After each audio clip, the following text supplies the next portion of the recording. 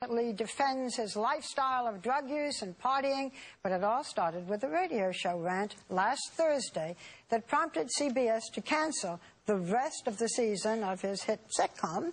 And we just want to show you a little bit of the clip, and then you'll meet the man he was talking to. Take a look. Yeah, that's Chuck's real name, mistook this rock star for his own selfish exit strategy, bro. Check it, Alex. I embarrassed him in front of his children and the world by healing at a pace that his unevolved mind cannot process. Okay, last I checked, Haim, I've spent, I think, close to the last decade, I don't know, effortlessly and magically converting your tin cans into pure gold. Well, joining now is the radio show host and close friend of Charlie Sheen, the man he was talking to, Alex Jones. Welcome. Thanks for having me. If I could just say one thing, I've known Charlie for about 6.5 years. He's never drunk alcohol, used drugs in front of me.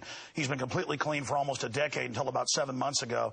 Now he's come off the drugs and the alcohol, which is almost like, you know, being off your meds. It has the same effect. So he's supercharged. He's angry. He's focused.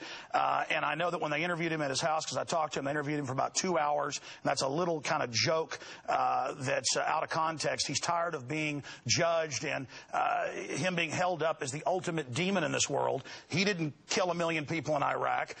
He wasn't involved with the takedown of Building 7 here in New York. And he thinks there's bigger devils out there than himself. And Chuck Lorre's put out a whole bunch of these cue cards while having management tell him a month ago, if you speak out against 4 episodes being cut, we're going to fire you. Then he starts putting out all of these. Chuck Lorre. He starts putting out.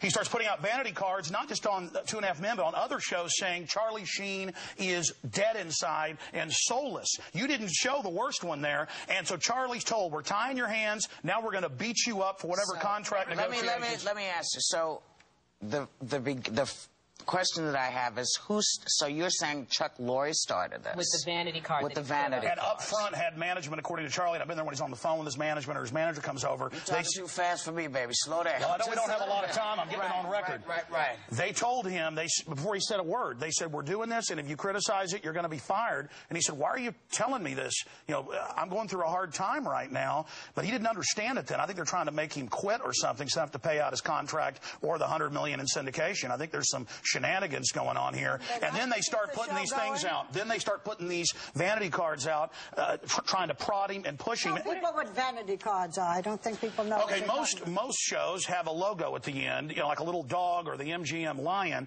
Chuck Lorre has these big write-ups at the end of his show. And imagine at the end of the show with Charlie Sheen and other CBS shows. This is on air. This is on air, saying this man is soulless. This man is dead inside. Let me ask you this. Do you think, because from that clip that we saw, a lot of people would ascertain, okay, or assume that Charlie was on drugs again. You say he wasn't. Do you think he's taking blood tests? Do you think he's... I've been at his house when they come in, take the blood, take the urine. I take your word. I was there 2 weeks ago.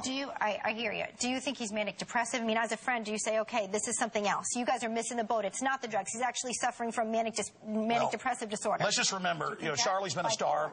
Charlie's been a star for 30 years, and all people know about is these episodes where he explodes. The Charlie Sheen I know is a compassionate guy who's really smart. The episodes where he explodes. I mean, he was saying, you know, this is the best thing that happened to the people who were with me. They're never going to regret it. They had the best time. You know, this is on drugs, tearing up rooms in hotels. What about that explosion? I know this. I don't use illegal drugs, but when I quit smoking, I've had a long battle with that. I feel horrible for a week, and about a week later, my wife says, please, just go back to smoking sometimes because I get so manic. And I think we have a similar physiology. A lot of people have that physiology.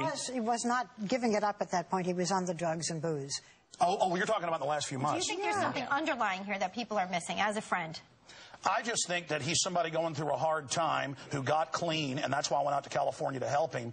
And I know that it's wrong for them to be prodding him, and demonizing him and trying to make him blow up. That's actually what I believe is going on here. They should all just shake hands, bury the hatchet, come together for the crew of 2.5 Men. I want and try to support Charlie, but also Chuck Lorre, everybody else, but understand what happened. Okay.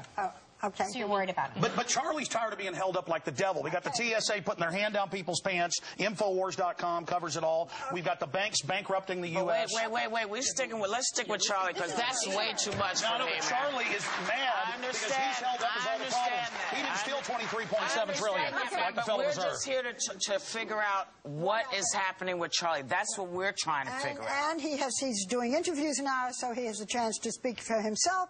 And but they're taken out of context. Look, we're not comparing him to Gaddafi. You haven't seen this. Oh, they've been comparing him to Gaddafi. Look, I was just saying, I don't think I Let's haven't compare heard George Bush, $1 million Iraqis, to Gaddafi. Are we going to really go there right now? Torture, secret arrest, America's turning into a police state. We're going to start here to go there. We're asking you about your friends. Excuse me. I think we were here to talk about Charlie Sheen. I'm not trying to cut you off. Charlie says you have a right to kill him, but not to judge him, as Colonel Kurtz said. Thank you. You are certainly a wonderful friend. And helping yep, boy. Yeah. Thank you. Charlie, stay clean. We love you. And everybody else out there, stay clean. Don't use drugs. Infowars.com. That's a good message. Okay. Woo. Infowars.com. All right, when we come back, our series. Chuck Lorre, quit writing those data cards, buddy. We'll be right back, okay? We'll be right back.